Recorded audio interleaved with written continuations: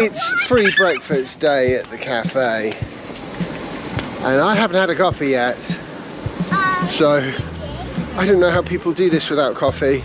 Just replaying in my head what I just said, it's not free breakfast for everybody, it's free kids breakfast. Still, it's good. We've got lots of children, so we're going to get good value for money out of that one.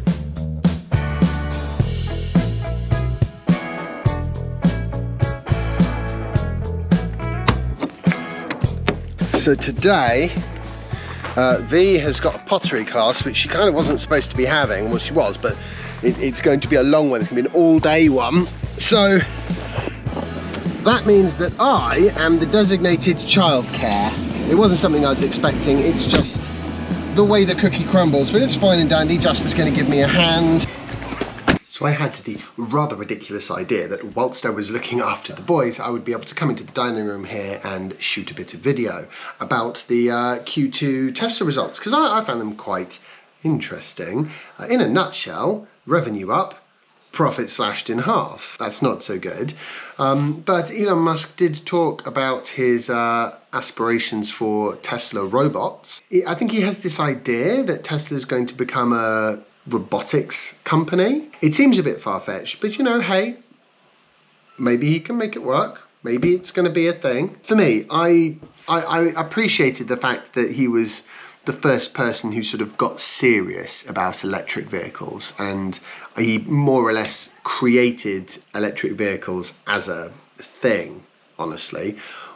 But the thing that he's done, which I think is most impressive so far, is actually around rockets, and I think ultimately that will be seen as his principal contribution to human society, you know, beyond Tesla. Although I think, you know, Tesla has been, you know, very important and very pivotal, but I also do think that within 5 to 10 years we probably would have got there anyway, because there just isn't another viable solution. That is the deal, I think, with Elon Musk. You know, rockets are the thing where, more than anything else, he's done something that I actually genuinely don't think would have happened for another 50 years or more.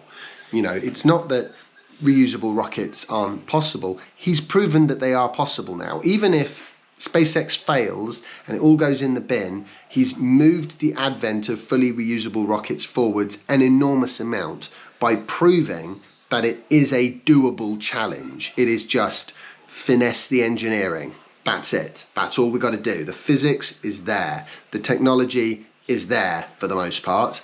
It's just tighten everything up and make it work, as he has done with the Falcon 9 first stage booster. I mean, okay, so it's probably not reusable, it's more of a sort of rapidly refurbishable, but it is rapidly refurbishable, and it is worth doing from a financial point. Clearly, I mean, they had an upper stage failure a little while ago, it was about 3 weeks ago now, and they were out of commission for like 15 days while they worked out, you know, what they thought the problem was.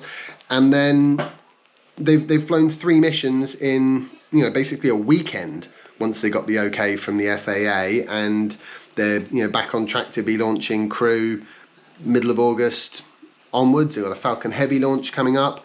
You know, they barely skipped a beat. And when you compare that to other rocket businesses, you know, you can really see the difference. You know, they launch more in a weekend than ULA launches in like a year. And Falcon 9 is the very first baby step to prove that the booster can be reusable and it's worth reusing. Starship, the whole thing will be reusable. Following Flight 4, we know that it is something that is actually a doable proposition. He got it up there.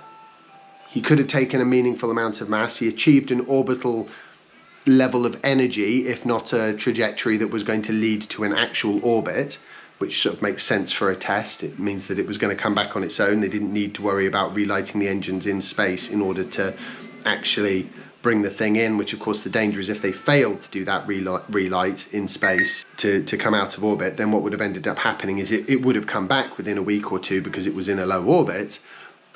But it would have come back in a week or two, who knows where, as opposed to at an actual specific point on Earth. And that was the risk that they wanted to, eliminate.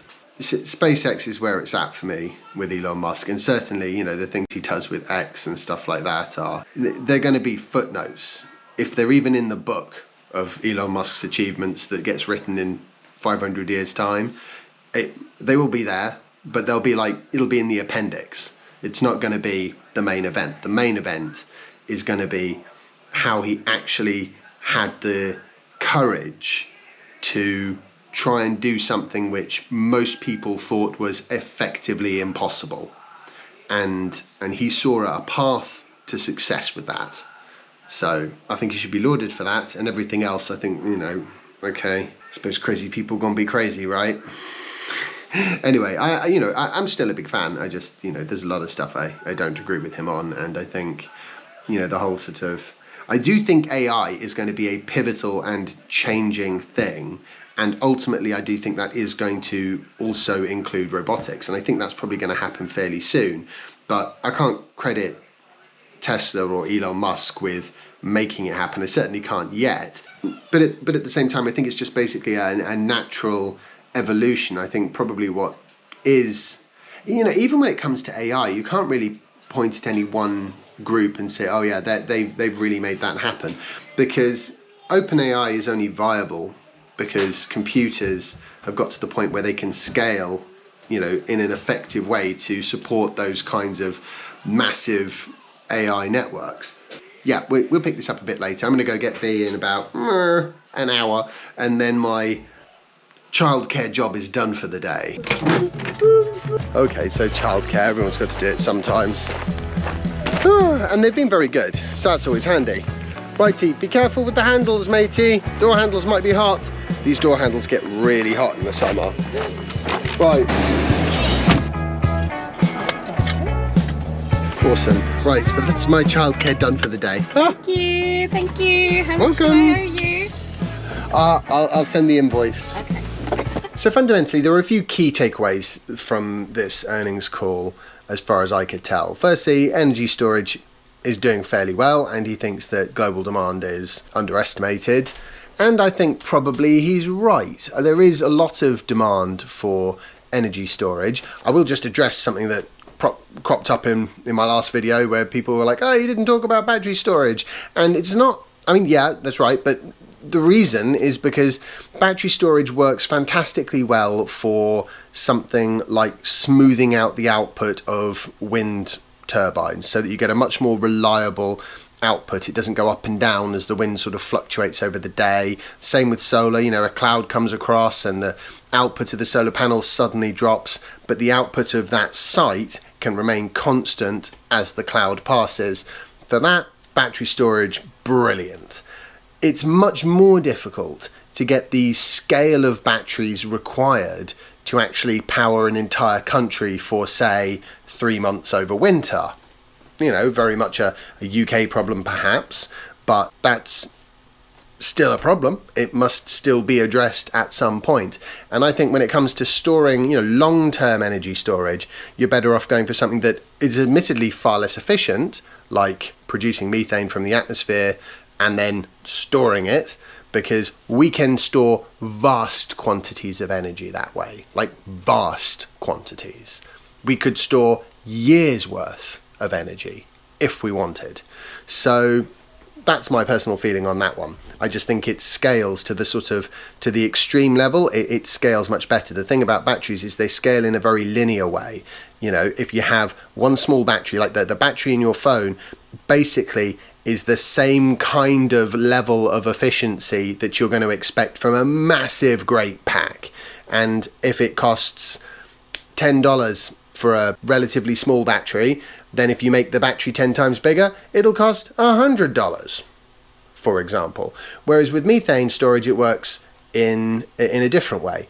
As the capacity goes up, the cost for that capacity actually drops. So to 10x your methane energy storage system, it might cost you twice as much or 3 times as much, but not 10 times as much. it's a kind of, it's just the two things scale in a different way. And it's a strength of batteries and electric motors that they scale in a linear way, and it also can be a weakness, depending on the use case. So yeah, the energy storage thing, I think, is spot on. I think the big risk when it comes to Tesla, if I'm going to be honest, is that although I think he's right, ultimately robotics and self-driving as the sort of the first step of that, the robotic car kind of thing, I do think that is something which is a potentially huge growth driver for Tesla in the future. The problem is that it's very difficult to estimate when that will actually reach maturity, because it isn't a done thing. It isn't something that you can easily estimate like that. I mean, it'd be difficult to estimate how long it would take for electric vehicles to reach full maturity and total ubiquity. But at the same time, it'd be a lot easier to estimate that than to work out how long it'll be before you're going to have a robot that does your ironing and vacuuming and, like when I say obviously you can get a robot that does a vacuum, that will vacuum your house, but it can't iron your clothes. The question is how long before there's a robot that will do more or less whatever you ask it to. And similarly, a self-driving program will be perfectly fine for motorways. I think that's probably the easiest thing to get absolutely spot on. But it's much harder to build that into a system that can work really, really reliably in a multitude of situations, in a multitude of countries where different people have different driving habits. There's different proportions of people that are using self-driving versus manually driving. It's a whole minefield of complexity that I think is going to be very challenging to really bring to fruition. And honestly, if I was at Tesla, it's not that the more local self-driving isn't worth anything. I would absolutely still persist with that. But my number one key would be to try and get to the point where you can pull onto the motorway and more or less just sit on your phone, watch TV, maybe have a snooze, just do anything but driving until it's time to get off the motorway, at which point the car will say, right, time you take over. I think that is the easiest first step, because motorways are a more predictable and more consistent driving environment than the many tiny little... I've just driven, when I went to pick up V, on these tiny little single track roads where half the time the car meets you the other way and the only way to get past them is to go right into the verge. So you've got to be able to look at that verge and say, well, is there a massive great ditch there? Are there bits of metal and glass that somebody's just dropped out of their, fly tipped on the side of the road that's going to knack your car? Is there a tree stump? It's really a complex thing. And this is just one tiny little example of the wide variety of different environments that one must be able to cope with if you want a fully self-driving robo-taxi type thing that can just come and get you and drive you somewhere and then go off and do something else, which is where they'd like to get to. But I think I wouldn't want to invest in that personally, although there's an awful lot of stuff which I think is very promising with Tesla, certainly. And yeah, I mean, it's been an interesting one. I don't think it's not totally unhinged, of course, and I do like the effect that Tesla's had on other automakers and the car industry as a whole. I think that's great. So yeah, but a little bit of caution around sort of getting too optimistic about the whole sort of robo-taxi self-driving thing. And one of the reasons I'm saying that is because I've been following Tesla for a good 10 years now, more than 10 years in fact, and for almost every moment of that time, certainly for 9.5 years of it, Elon Musk has been banging on about self-driving, and most of the time he's been under the impression that it would only be another year or so before you could summon your car from halfway across the United States and it would just come get you. And yet still we're not there. That's my note of caution. And please, there's some focus on charging networks, the supercharger network in particular. I think that's a good thing, because I always thought that was actually one of the real key things that Elon did, which, similarly to the rocket business, he takes his money, he thinks he's fairly confident as to the way things are going to be and the way things are going to go, and he's just willing to bet on it. And that ability to take risks even when everyone else would think it was mad, I think is fantastic. And you saw that with the supercharger network, which is honestly still head and shoulders above any other network out there. The fact that there's just one manufacturer that is in control of effectively 50% of the, you know, really good functional charging network, and at oftentimes about half the price that everyone else charges, it's bonkers.